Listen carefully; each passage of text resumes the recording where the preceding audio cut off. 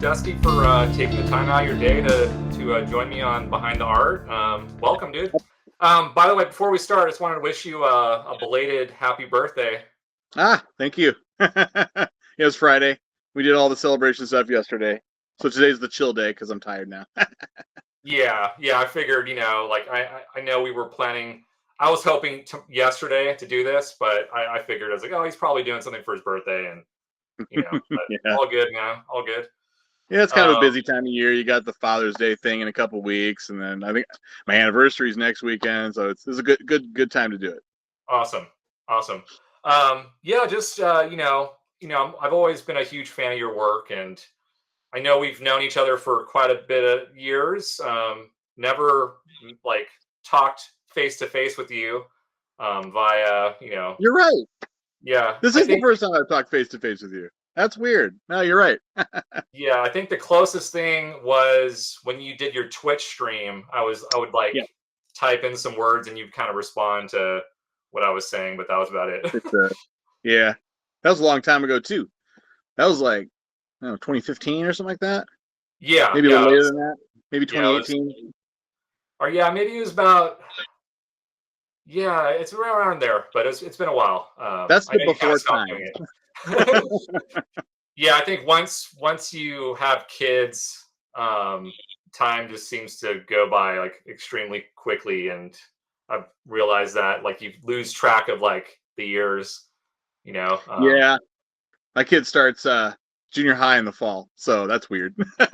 yeah. That's see my kid's he's going to be in sixth grade next year, so he's a little bit. I think they're close in age. My son Yeah, was born in December, but yep. Yeah, he's they're right off actually very, right very off. close. Yeah. But yeah, just wanted to ask you like when did you start like doing art as a career? I don't want to ask you like when you started making art because we all kind of started Yeah, at a young age, but I just want to ask like when did it become a career?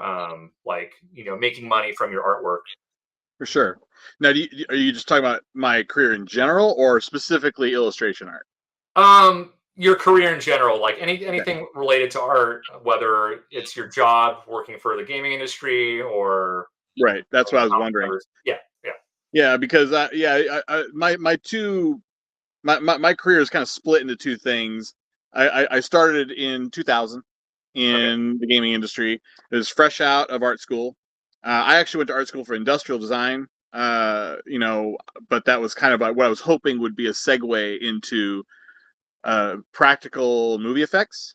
Okay. I didn't realize at the time because when you're like 18, you're an adult, right? But you really don't know shit. And I thought I'm gonna dive right. I'm moving down to California and I'm gonna get a job in movies and certainly some artists are, especially now. I feel like kids come out like 18 and they're like 20 times better than I am now. And I'm like I have no idea how they get that. Like, I really truly don't know how they get so damn good so fast, whippersnappers, right? But YouTube. yeah, I know, right?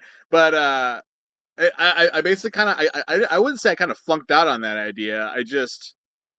I realized that the pathway to get into movie effects in 1999 was not something that I could personally do. I had school loans to pay off.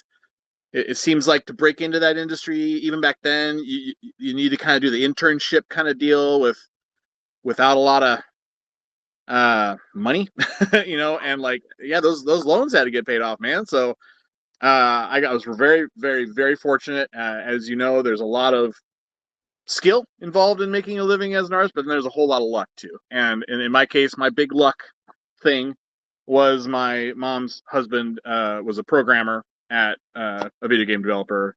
They're pretty famous now. Treyarch. They were not Okay. as famous back then. They made baseball games and couple licensed games for toy companies, but at the time they hadn't been bought by Activision, so it was a pretty young company at the time.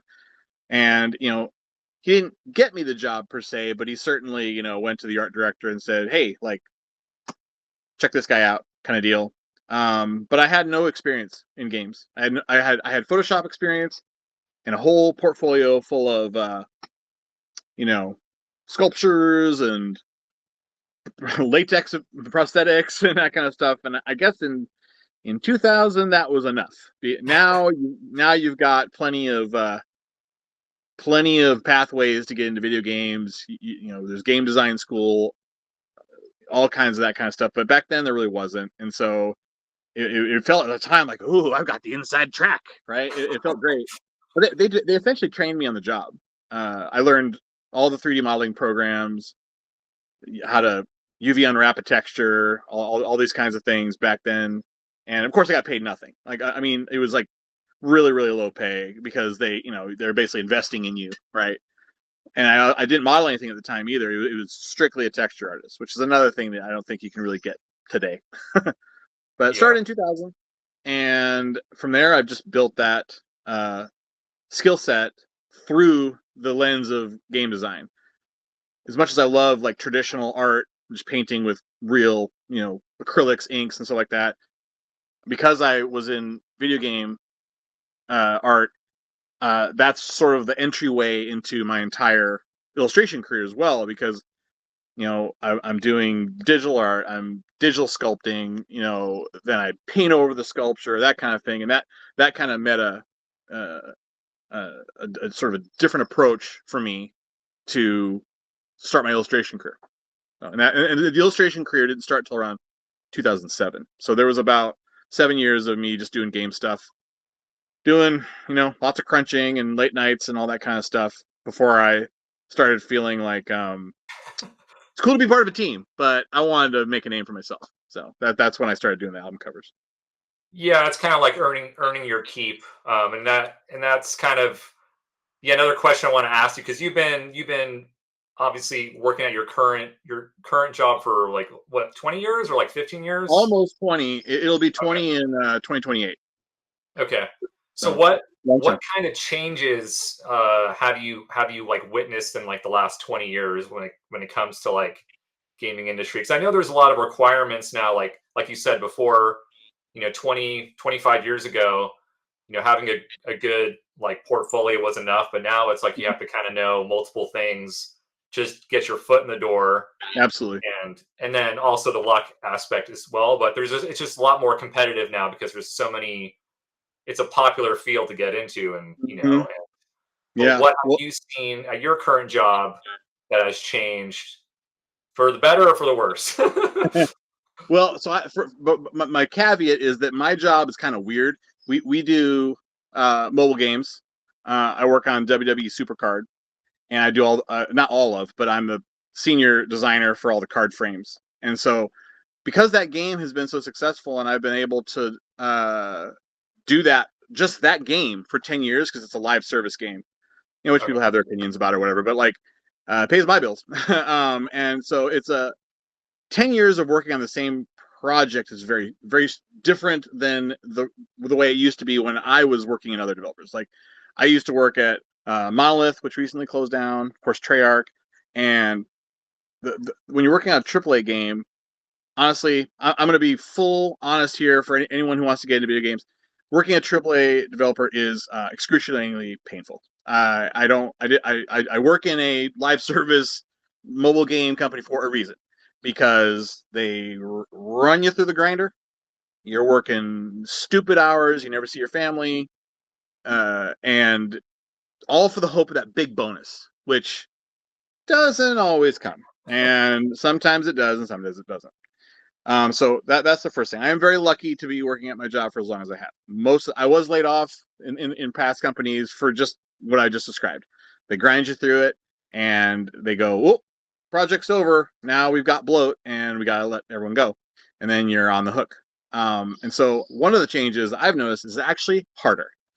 Back when I got laid off in '08, uh, it was super easy to find another job. Honestly, I went boom boom, and I had a job within like less than a month. Oh wow. I'm still seeing people who don't have jobs that were laid off like a year ago. I don't know how they're surviving right now. I have no idea, but it seems incredibly difficult. One of the other, this actually is another important detail about that, is I feel like back in 2000, when you got bought out by a company, in the case of like what happened with Treyarch, Activision buying them, there was always this, because it was so early in the industry, there was a lot more money going around. Uh, Video games were just significantly more on fire when you think of it in terms of investors putting money toward games. Now games are everywhere, consoles, phones, everything, right? And so there's other areas that billionaires want to put their money into, and games are not as much of a hotbed. Doesn't mean that there isn't a lot of money going around. It just means that that kind of money isn't going around. And you could make a game in a couple of years. Back then, when you're talking a PS2 era game, you're talking, just modeling things and putting a texture on it. And the lighting was super simple back then. There was no dynamic lighting in video games.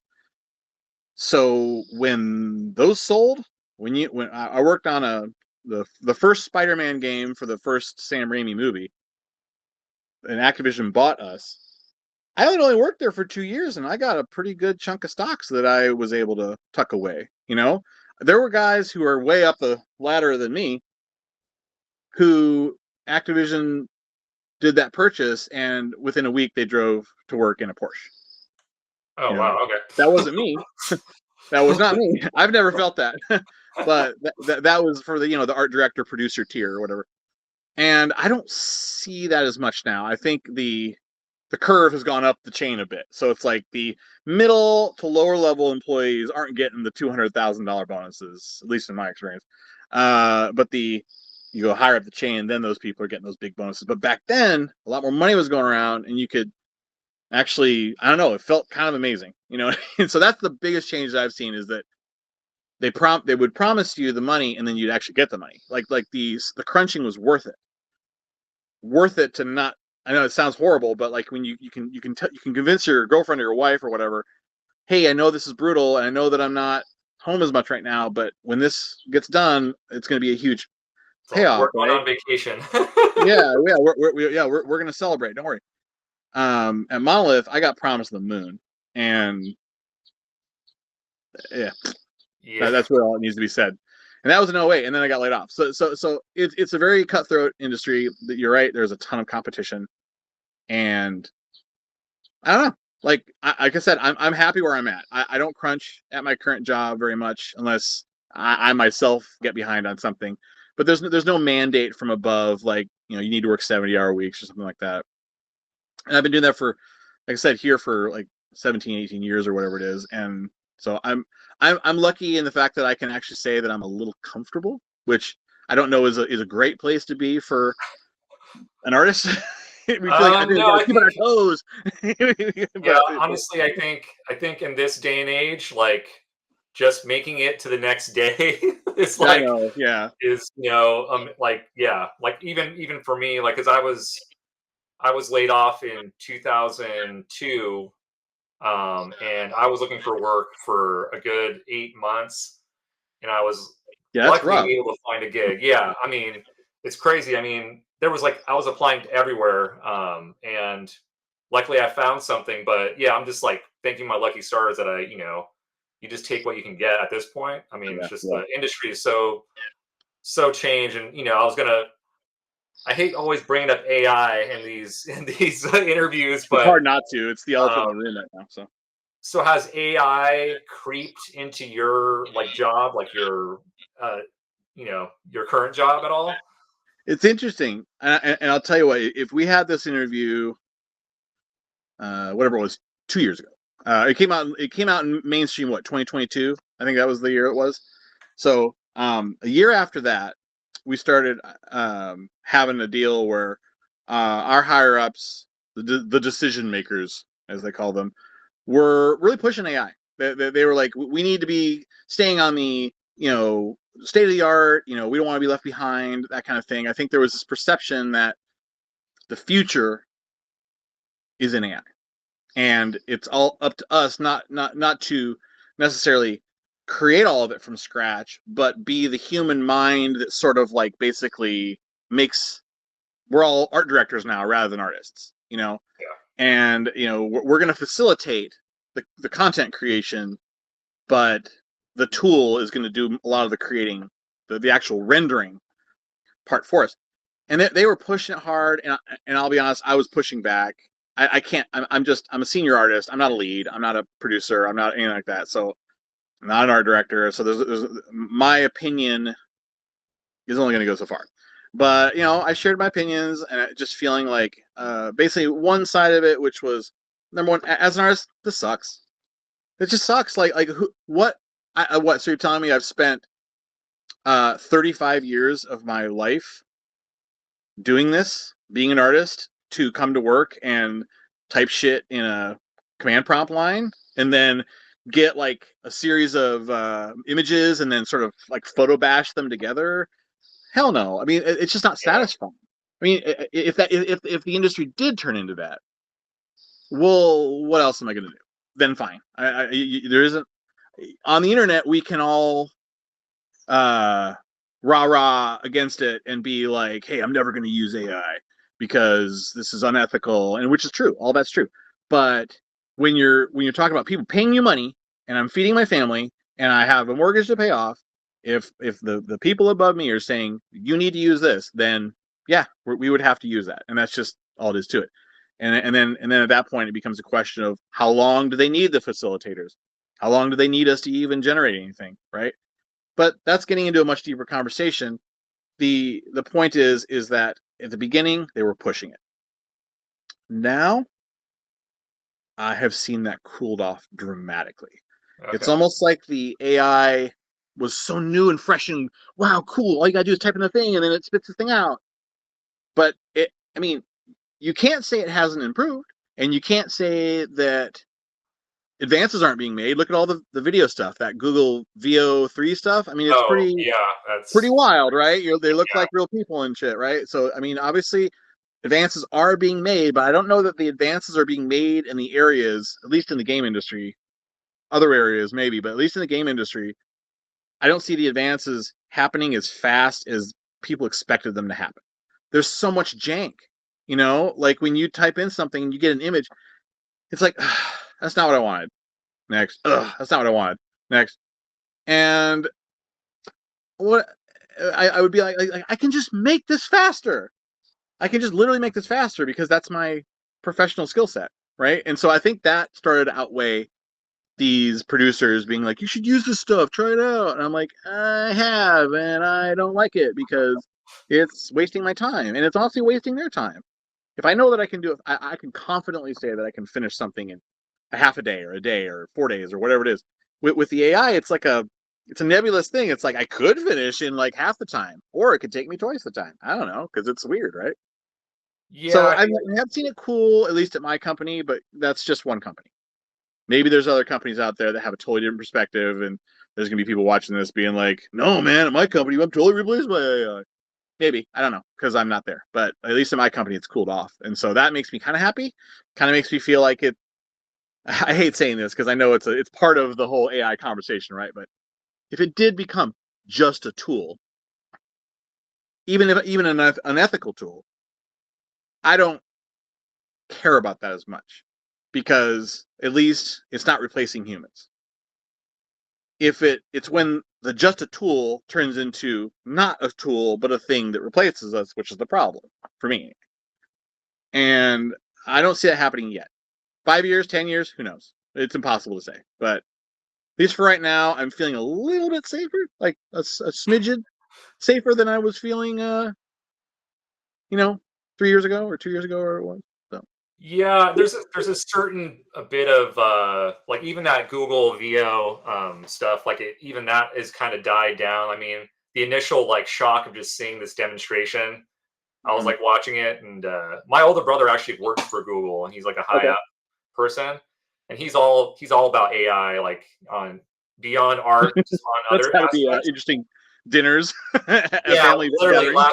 last weekend we had dinner. He came out to visit, and we were like got into this like argument about it, and and yeah, it's just kind of like like you said, there's still little bits of like there's so much nuance when you're creative that like you can actually do that the AI can't, come up with ideas and tweak stuff.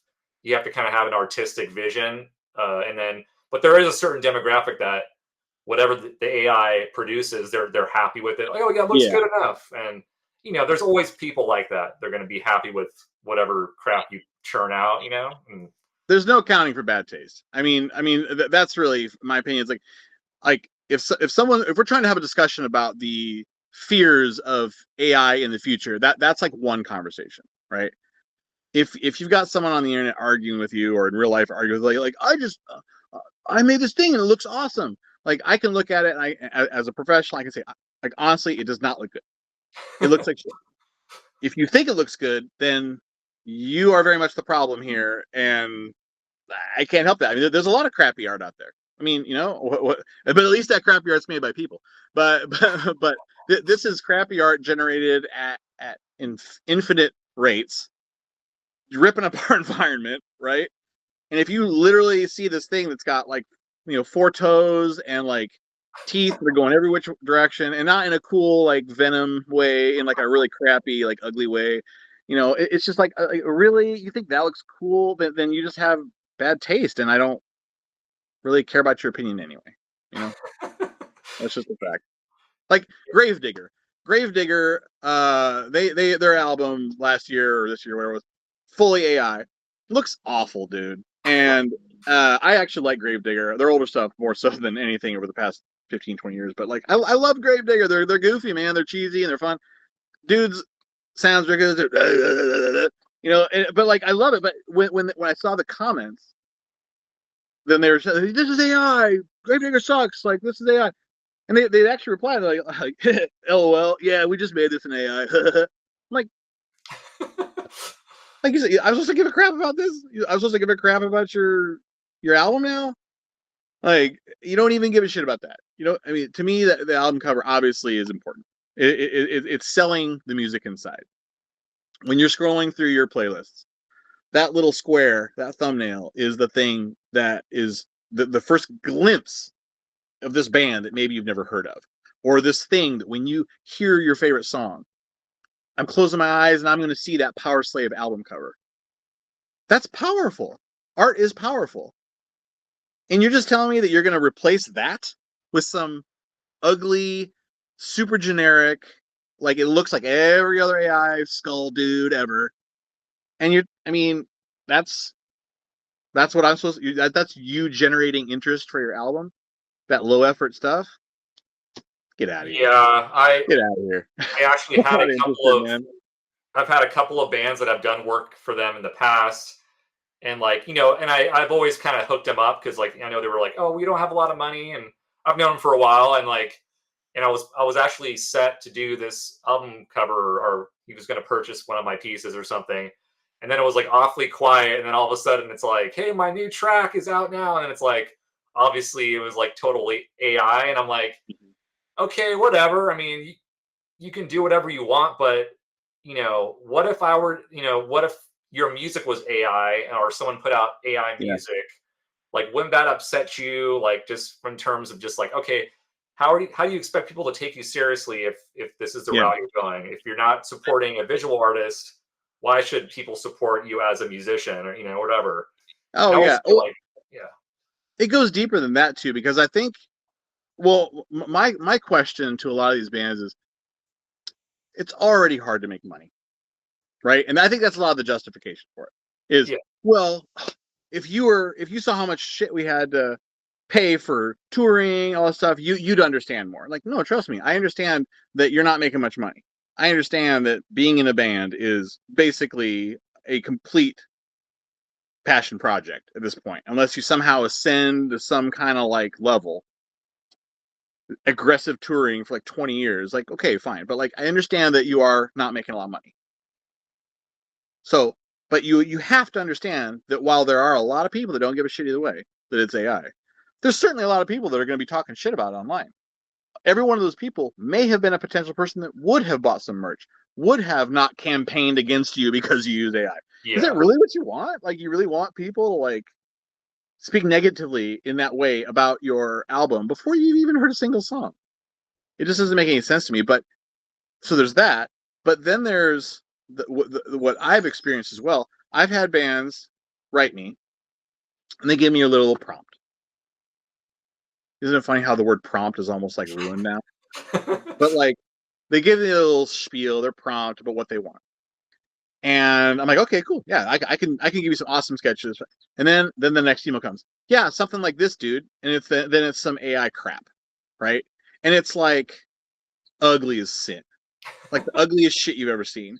I'm like, what am I supposed to do with that? Okay, if you're telling me this is the general idea, like we want this figure in the foreground with some clouds in the background, and blah blah blah, fire erupting, blah blah. I don't care about that as much. But I've had people literally send me the AI image that they generated themselves and say, basically, I need you to make this. And I would send something back that was not that, because I'm not a fucking monkey that's gonna redraw your AI. That's not what I do. I create a whole thing here. Like composition, mine. Rendering, mine. Right? I'm not gonna just look at. And I lost the job.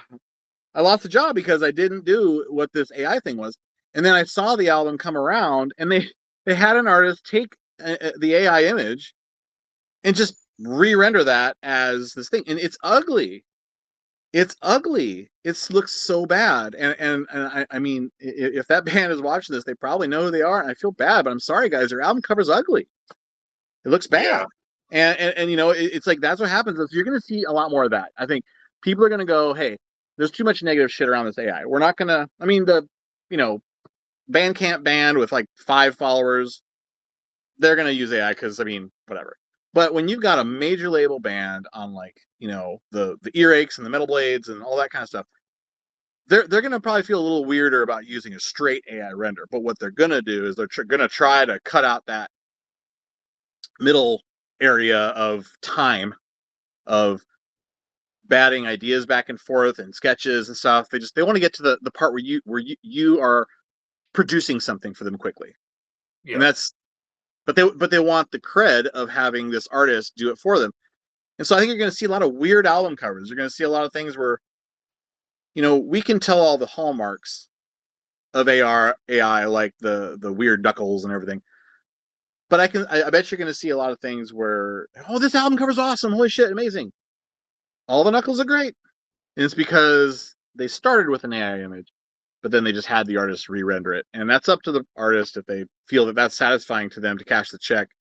For me, it's not, and you're going to be seeing me do a lot of album covers because of that. Because if someone sends me an AI image and that's what they want me to do, I'm gonna decline. I'm gonna send their deposit back because I'm just that's just not what I do. I do this. It's a passion project for me too. Like if you're working in like fantasy novel covers with oil paints, you're probably making like $5,000 a painting. There's no artist making $5,000 for an album cover. So we're already taking kind of a cut here. I'm saying? It's Yeah. because we love metal. We love metal, and we want to be a part of the scene, and we want to we want to make our own like Power Slave album cover or Rust in Peace kind of cover that kids grow up with and remember fondly of their youth and stuff like that. I don't think AI has a place there.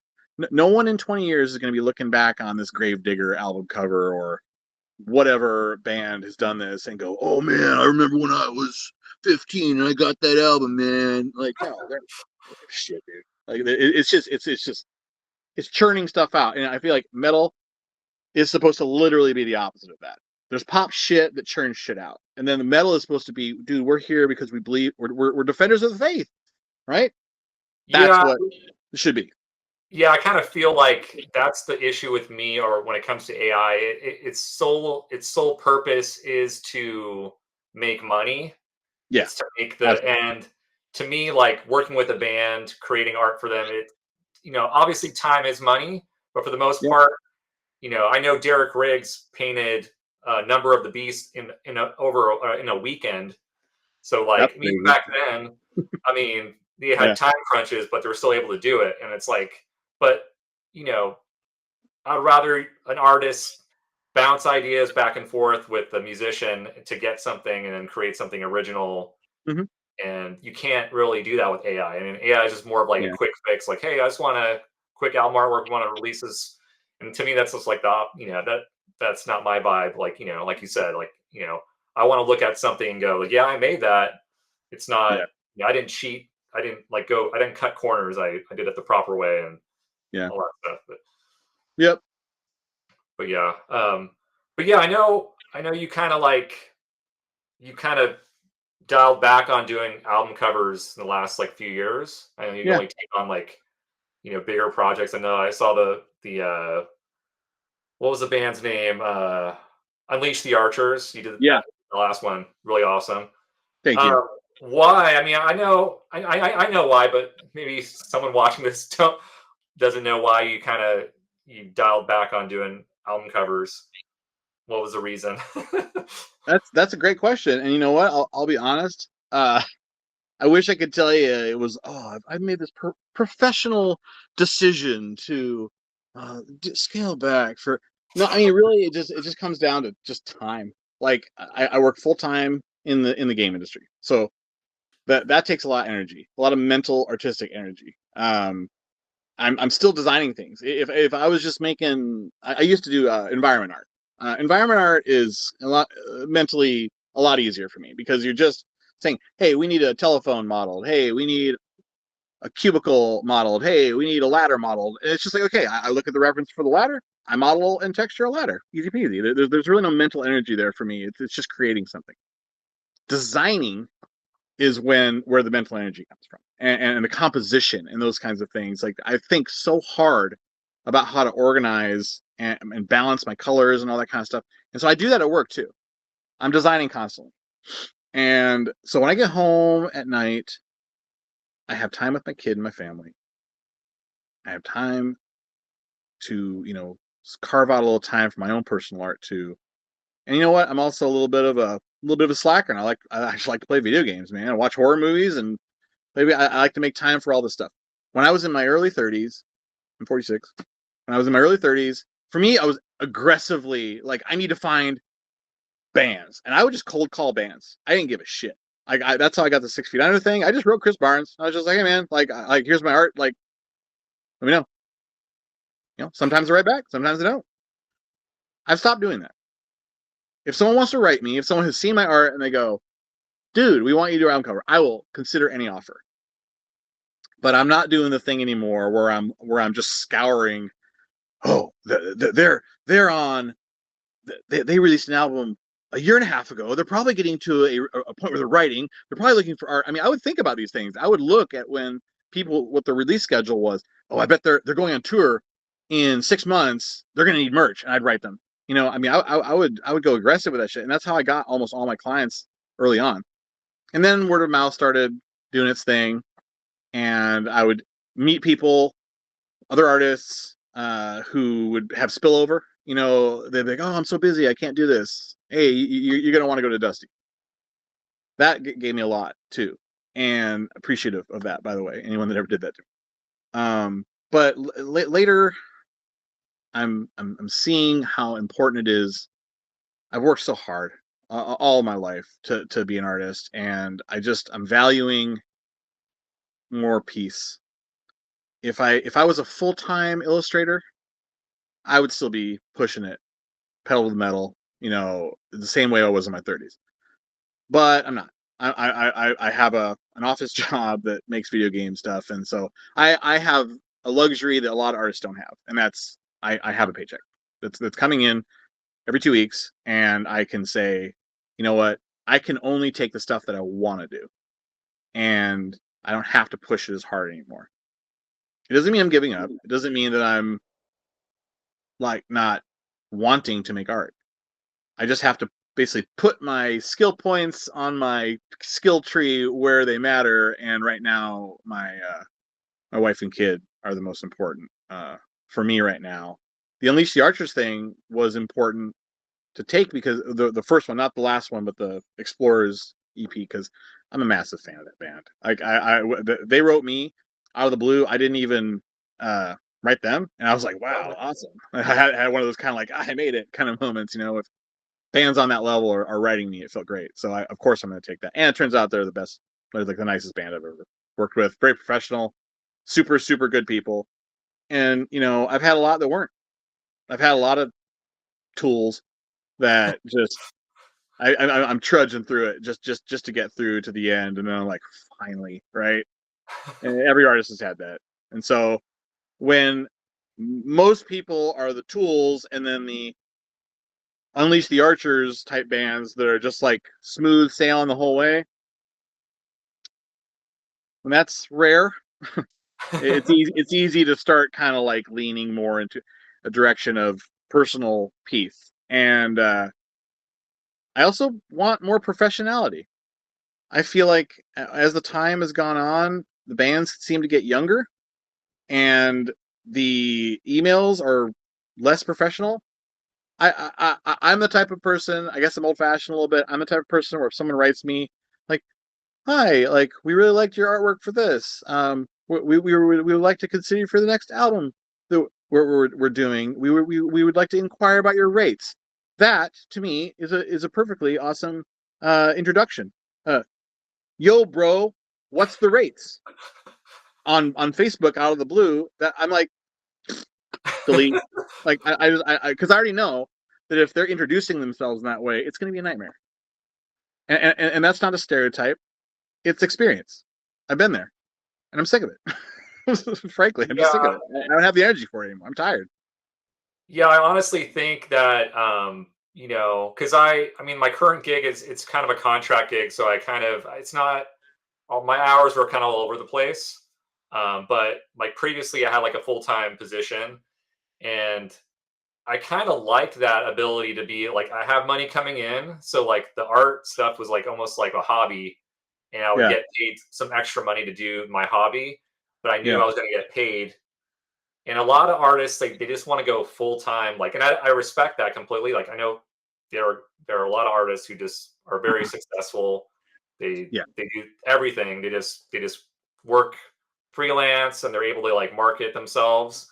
Ugh, yeah. But for Power me, to it's like I like that little cushion of just like if I'm feeling bummed out about something, I don't want to have to like do something that I don't want to do, but I need to do because I need to make money because I have this other gig. So it's like there's an advantage of having another side gig and then having your art being your like your fun kind of them. thing. Because when it becomes your job, it almost like becomes less fun. Oh, absolutely. I mean, that's a lot of things that, hey, all you young artists out there, art's awesome. But like anything, a job is still a job. And eventually, over time, it's still a grind. And you need to spice things up. And that's really what I'm choosing this point in my life to just kind of spice things up a little bit. And like, I just took this job. I did my first my first Marvel comic book cover, and Oh that to yeah, me that spiced up everything in my whole world, right? Because I've been reading comics since I was 13 years old, yeah, 12 years old maybe, and for me that was like, oh man, if I can get more of these opportunities, I will never do another album cover again. And that's not because I'm not a passionate about metal. Metal's my life, but it's just it's nice to work with professionals that can like properly critique your work and that kind of stuff. And yeah. Actually, I was going to ask. I have that question actually written down. oh yeah, How did that happen? Like, did they contact you? Because you did it's Helverine, right? okay. So I'm going to talk some serious shit on social media because everything about it seems to suck now. All the algorithms suck. The followers suck. Subscribing sucks. Everything sucks, and I hate it all. And I was getting really disillusioned about it. I post stuff online, nobody gives a fuck anymore, whatever, right? And that's just the way it goes. And I'm not it's not hurting my feelings or anything like that. It's seemingly like a useless tool to me. It doesn't work anymore. I'd post some shit, get the right hashtags on there, and then work comes in, and it was great. It worked out great for a while, and then it didn't, right? This is an example where social media actually worked for me, and it's so random and so weird. I'm still sort of like I don't. I've written Marvel before. I've shown my. I guess it just matters the right editor, right? But I made a post. So I'm a big fan of the '90s comic book company Valiant. Valiant Okay, yeah. Comics, Magnus Robot Fighter, Solar, Turok, Exo Manowar. Those characters from back in the '90s.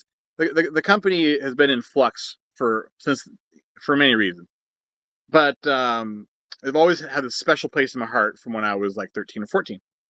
And there's a just like anything, there's a Valiant fan board on Facebook group, you know what I mean? And so I've been posting on there. I found some old letter in a box that was basically me writing Valiant Comics in like '92, Okay. trying to find a job. Okay, I was 13. My art sucked bad because I was a kid, but I still wrote them like I would like to work for you someday. And they wrote back. Of course, they gave me a personal letter, like, "Hey, stay in school, kiddo." Blah blah blah. And like they sent me like a free comic that was like back in the day there was all these gold foil this, chromium that, yada yada yada. And they sent me a gold foil comic, which was at the time very desirable. Now they're not worth much, but mostly because desirability for that comic company is pretty low. But it was a huge deal for me as a kid. It really inspired me. I was like, oh my god, they wrote me back, and they even gave me this awesome, super expensive comic, and it pushed me.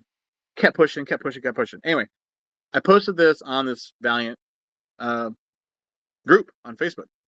Got a whole bunch of people excited. Oh my god, this is so cool, right?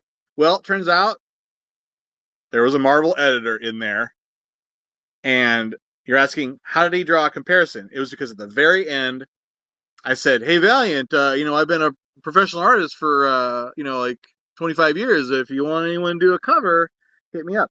Valiant did not write me. They did not write me, but this editor from Marvel wrote me, and he said, "Man, I was looking at that post you made, and I looked at your portfolio, and I go, wow, this guy got good. So you want to do a cover for Marvel for Helverine?" And I was like, how did this just fall in my lap like this? I don't even That's awesome, understand. Like dude. you try so hard, so fucking hard your whole life to get like these little opportunities, and this one just dropped in my lap. I mean, the existing portfolio is obviously a massive part of it. Like if I didn't have my online portfolios, I think it was on on Facebook. I have like this kind of like picture. It's got like a matrix of all my art on it with my name Oh and yeah, my contact your info. banner. Yeah, yeah. Yeah, that's just super super important. Like I think too many people trying to get work are too wordy. They'll write this wall of text to these editors. They think they got to make a good first impression or whatever. It has to be short and sweet, and you got to have something that quick at a glance that an art director can immediately look at and go, "This guy's good. This guy would be perfect for this project." I'm not going to be perfect for I don't know, some anime style Peach Momoko style, Yeah. none of that for me. But when you look at if you look at all the Helverine covers thus far, I can absolutely see how this editor was like that guy would work for this specific opportunity. So will I get more? Who knows? I hope so. But that's how that one turned out, and I'm totally thrilled because it made my 13-year-old inner child just squeal with excitement. No, that's freaking awesome because I kind of like dabbled in some like fan art. Like occasionally I'll just do like some Spider-Man art or like I just did like a Superman Yeah, I saw piece. that. It's really good. And it's just like it's kind of like you like that's because I grew up with I'm a little younger than you like 3 years younger but like I grew up in like the like Jim Lee era Oh yeah. like Mm-hmm. the X-Men Yep. with all that stuff. So yeah, I was always like collected the comics, and that would be like my number one of my like number one gigs is like doing like a cover for a comic book cover. But Mm-hmm. yeah, that's awesome. I really love the piece too. Like it's very much your style. Like Yeah. like all the kind of like the streaks and kind of like the fire and Whiskies. yeah, definitely cool. I do think, and I've heard that whatever you want to work on, you have to make work for that fan art, whatever, because art directors, as they say, don't have any imagination toward your portfolio. What they see of you is what they get. So if you can do beautiful women, but there's nothing in your portfolio that shows that, then they're not going to have any trust that you can do beautiful women on a cover. If you've got monsters like me, a lot of monsters in your portfolio, they have no confidence that I could do Superman because I don't have any examples of Superman, right? Yeah. And so, but when I've got lots of stuff with fire and monsters and demons and that kind of stuff, I mean, yeah, it's easy to look at that and be like, we got to get this guy for that. So my next path is not going to be just waiting by the phone hoping that Marvel will call me. my next path is going to be actually trying to do some variety in superhero type stuff to see if I'm even cut out for it. For more just straight up kind of guys in tights type stuff. So I want to prove that I can do that. I want to show someone that hey, like I can do that too. It isn't all just HR Giger inspired monsters. So Yeah, I think that's something that I've kind of been battling myself because like I have a like my work is sort of stagnated. At least I felt like it's stagnated, but like I kind of like, oh, I like the dark stuff, but I know the dark stuff doesn't necessarily like is not doesn't have that mass appeal that people will like, oh, this is awesome. It's more just for myself.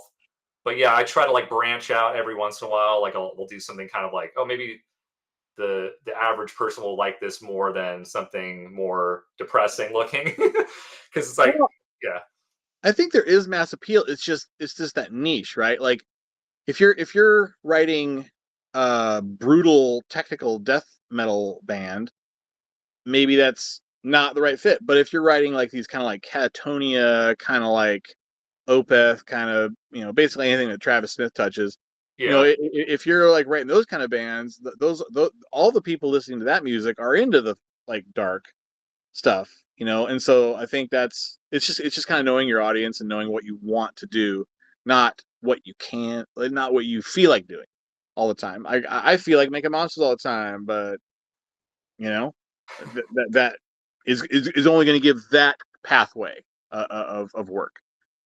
yeah, But like I said, I'm kind of chilling out a little bit on the album covers. So if I'm painting something that's monsters, it's just going to be for me because that's what I like to paint, right? yeah. So how do you?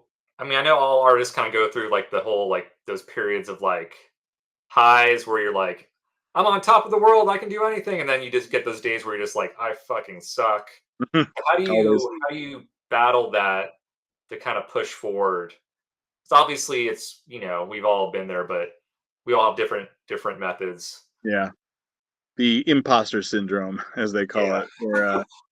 Well, honestly, it's a little bit of self affirmation. Like in general, I'm always following and accepting friend requests and stuff from other artists. Like those are the primary ones that I care most about. I appreciate anyone who would just be considered like a fan of my work. And if you want to like follow me or whatever because you're just a fan of my work, but you're not an artist yourself, awesome. Thank you so much. But I have a lot of desire for community in what we do as artists. And so I'm always trying to get as many artists almost like as a collection around me for that inspiration and support. Occasionally the bad stuff in your brain, wherever the bad stuff is that, creates depression or anxiety or whatever, wins out.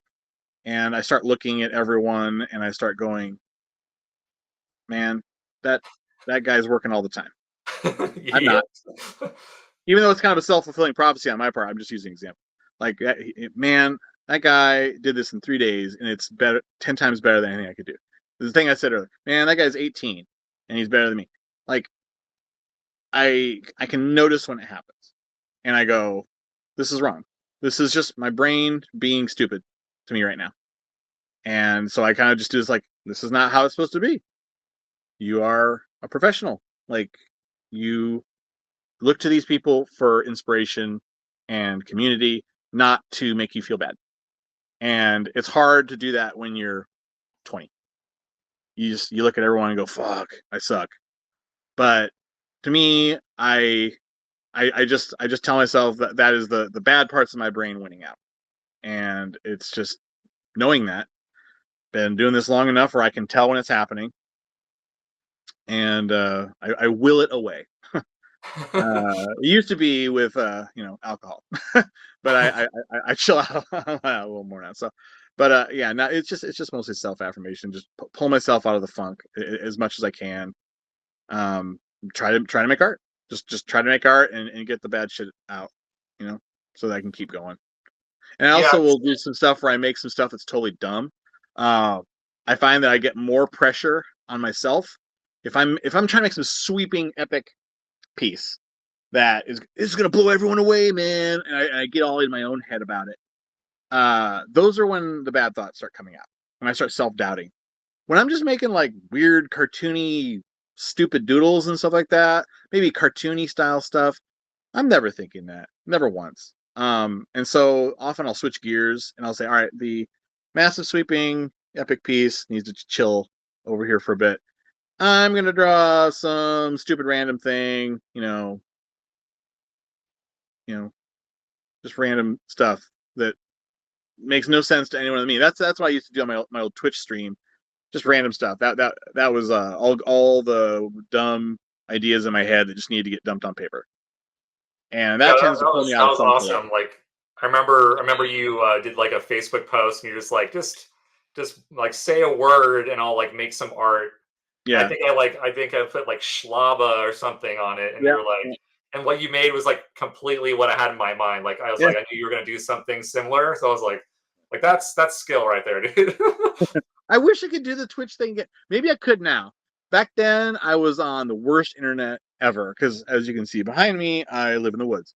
So the internet here is crap DSL. At least it was until I was able to get Starlink. I'm not gonna really talk too positively about Starlink, but for various reasons. But it does allow me to have good internet.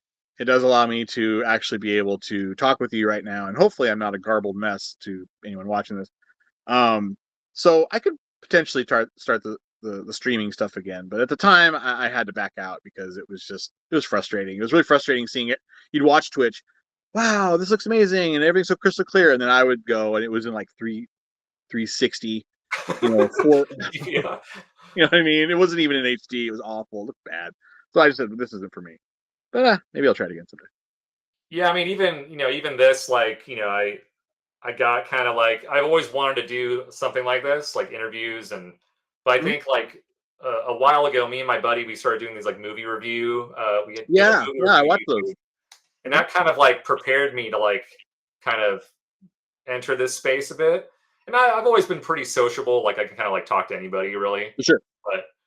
But so far, I mean, everybody I've reached out to has been like super cool, and they're like, yeah, I'll do the interview. And like I was like, oh, there's no like fighting, like trying to like convince them, and it's like they were like all super. So I'm like, oh, cool, this is gonna be awesome then. It's like, If there's one certainty, artists love to talk about their own art. I mean, for real, I could talk all day about my art, where I started, where I'm going, like like what I want to paint, what I don't want to paint. So like, I'm always down for this stuff. This is fun. We're just talking shop, and that's always a great time. yeah, I'm actually because I got a little bit inspired by the heavy art talk Lee. Oh yeah, I know yeah. he No, he he's had you awesome. on the show, and I'm gonna interview him in July. Nice. I hit him up and I was The like, hey, interviewer gets the interviewee. Nice. yeah, because honestly, like I didn't even know he was an artist until like maybe a month ago. I was like, oh wait, Oh, he's he's an artist too. fantastic. Yeah, He's he's really good. amazing. Yeah. Yeah. But yeah, so I'm just kind of like I'm shooting for the fences. I'm just gonna hit up like anybody. I'm like even You I'm gonna should. try to hit up Travis Smith, like Yeah. see if he like is down to be on camera. I don't know. Like I've never even Good luck. He's a recluse. yeah, I think I mean we've chatted by email a few times. Because he actually hit me up. He wanted some like Daz renders for a project he was working on. And we kind of like, go back and forth occasionally. But like, yeah, I'm gonna approach him hopefully soon, see what he says. I'd love to see that. I haven't talked to him in a long time. Yeah, we used to talk all the time, and I don't know what happened. He got busy or something in life. I don't know. Yeah, I think he's just busy, or he's not We're all very busy. yeah. So I know you're you started as a traditional artist, but you're kind of I know you kind of bounce back and forth. You traditional, you do digital.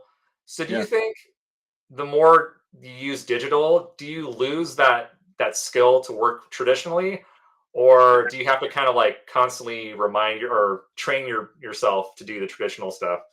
No, I would say if anything relates to that, I would say not in a rendering sense.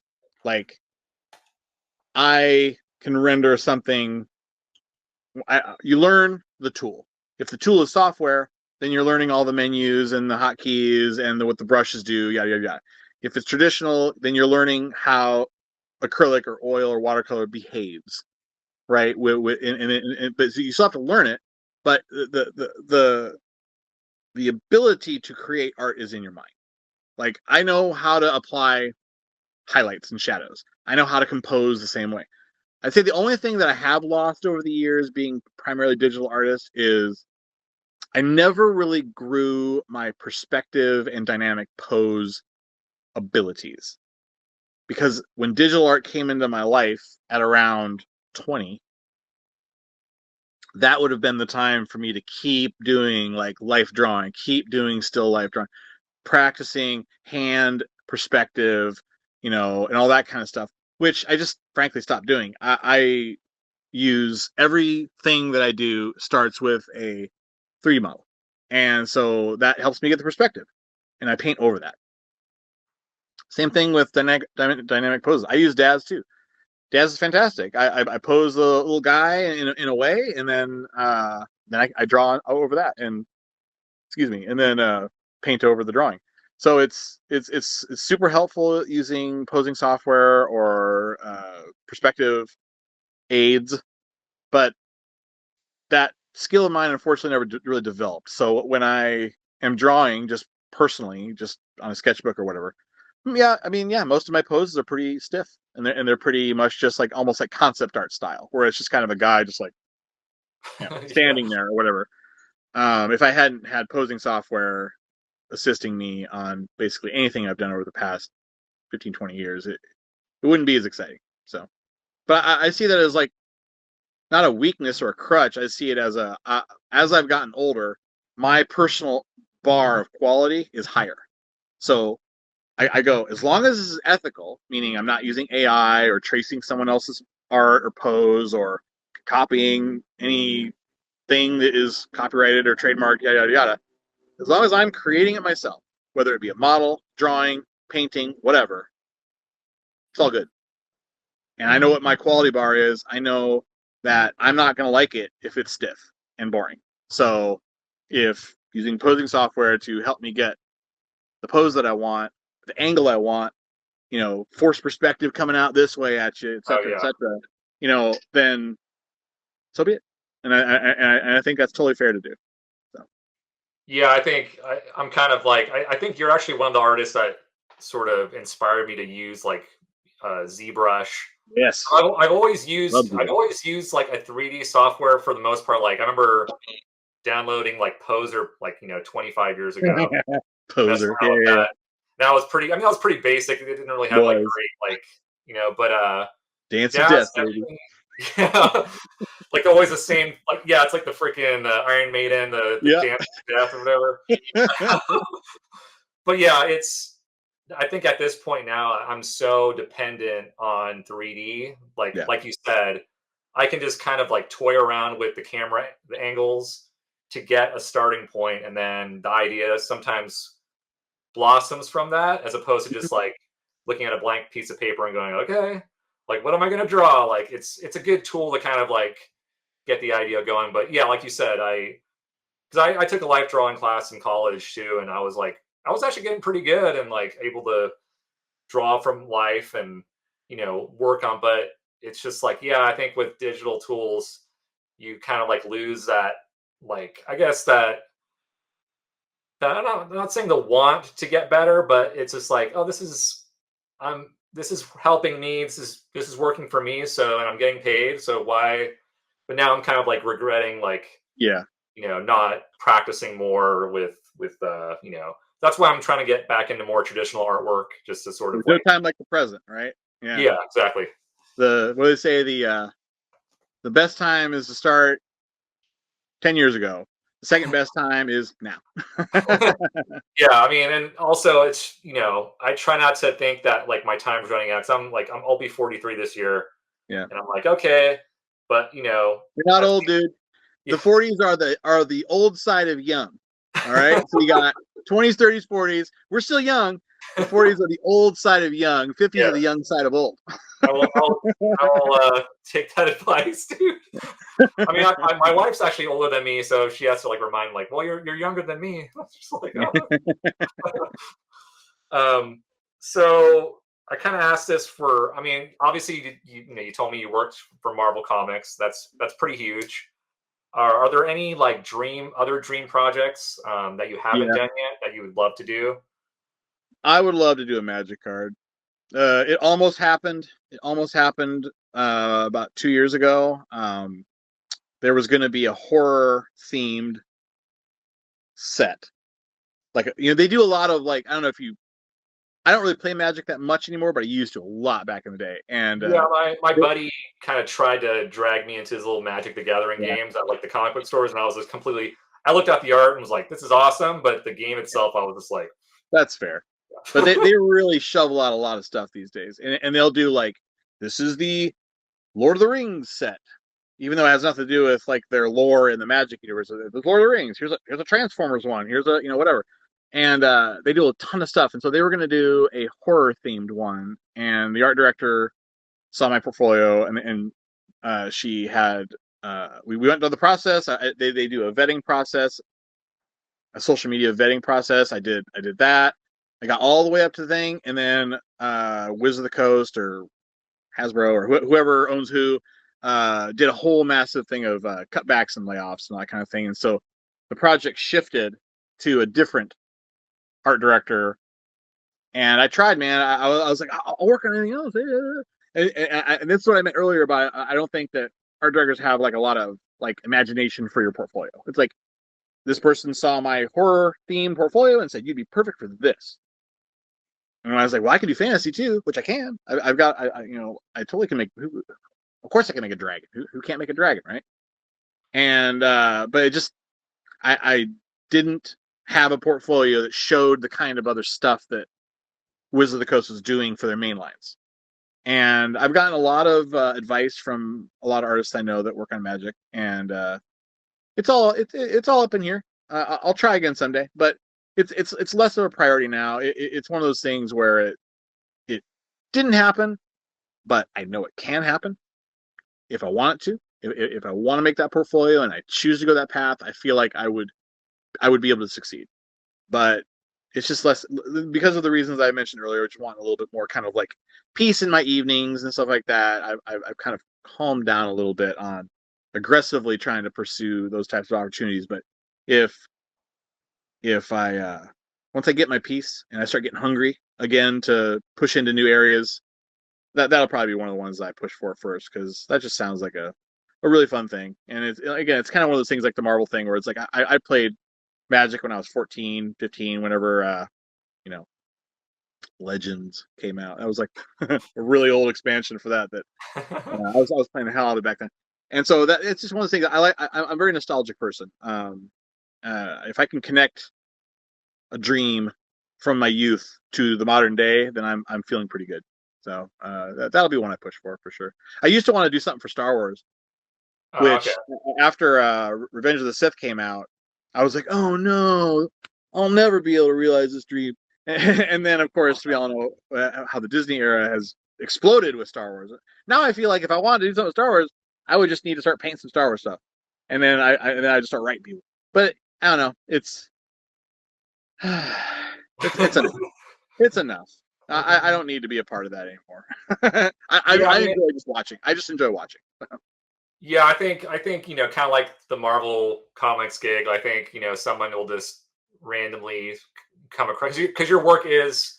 I can definitely see you doing Magic the Gathering. Like your style is like definitely fits. Because I've seen some like pretty out there stuff too. Like it's not they don't just stick to like the kind of your typical kind of like this like D&D role playing kind of Sure. artwork now. They've broken out of that a little bit.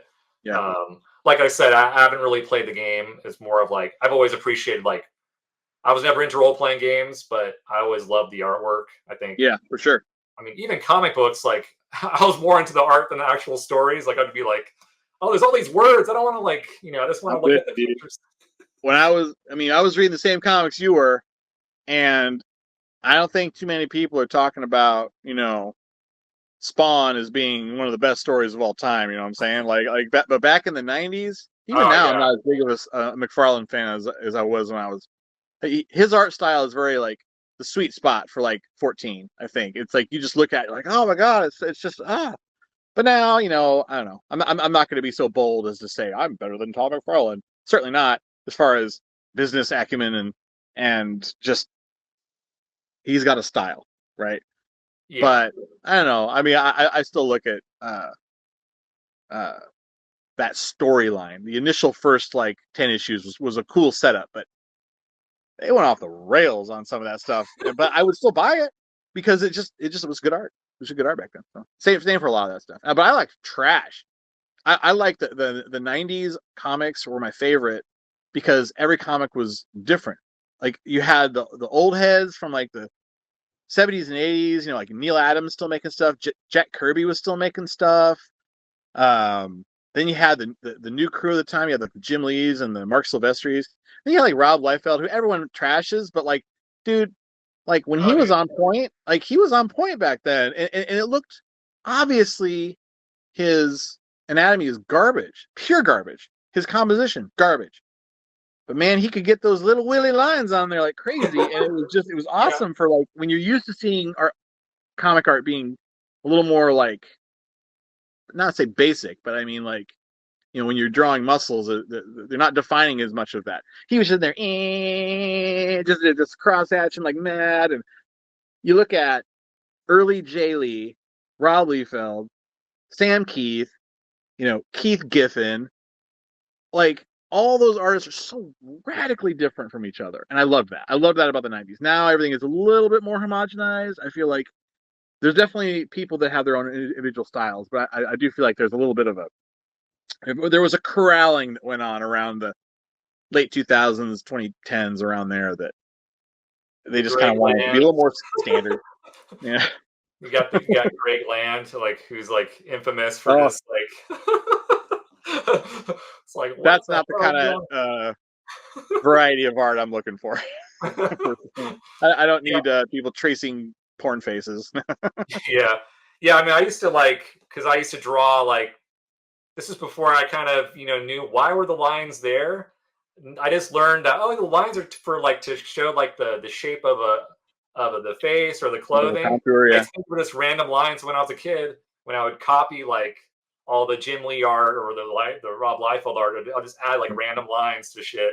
Be like, oh, it looks good. It has squinty eyes and the small mouth. But yeah, I love that. I love that stuff too. But Yeah. I got a lot of my bad habits from that era though, for sure. I still have bad habits. I draw hands fine, but I mean, I'm not sitting here making hands that are just like perfect. I mean, they're occasionally weird, and maybe I feel like I don't feel like drawing, fingernails today. you know. So. all right, so this is the last question I have for you. Okay. This is pretty important. What beard product do you use? Oh my gosh. I just use like just super generic like beard oil or argan oil or whatever you call it from the store, and I wash it and condition it every day. Good answer. Good answer. Yeah, but well, they say sometimes, you shouldn't actually, because I used to have really long hair. Believe it or not, until I started going bald, I figured, you know what, I'm not Devin Townsend. Time to shave it, and I don't think I could rock the skullet appropriately enough. And that is the most metal thing ever, though, because if you can rock a skullet, it really shows you don't give a shit, and that's more power. But I always say that I transferred the hair that was on my head to my chin, and because I can't grow this as well anymore, but I can grow this forever, right? And Yeah. but they say you shouldn't wash it like every day. Like, are you kidding me? Like, I have to watch it or it gets itchy, dude. So yeah, it is loved and cared for. I wash it, condition it, and add beard oil. Yeah, I went down the beard rabbit hole like maybe 10 years ago when I just started growing it out. And I tried to push the limit. I had it was like as long as yours, Mm-hmm. but it just got to the point where my wife's like, yeah, I don't It's know. And always then the I wife. just It's but always yeah, the I was wife. all about like, how to trim and like beard oil. But now I'm like, I just keep it kind of trim short. Yeah, That's it all. looks good. It looks good. And honestly, this is a pain in the ass. Like it is. Like and I cap out about here. I don't know what it is. I Oh, want just that big tough growing. wizard beard that goes down to my belly button, but it won't grow any more than this. This is like 4-year growth, man. So don't think I'm some magical guy that has epic beard that grows in like 2 days or like that.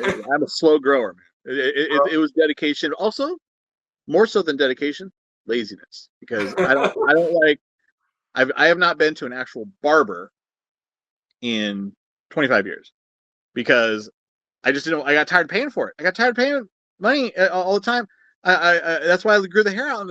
I was like, I don't have to go to the barber anymore.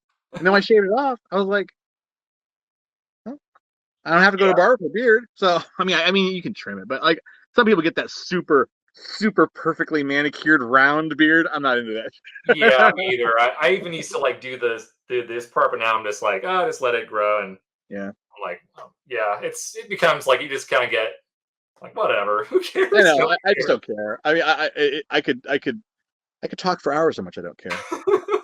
Probably my next channel is beard, just talking about beards. There you go. All right, Behind the Dusty. beard.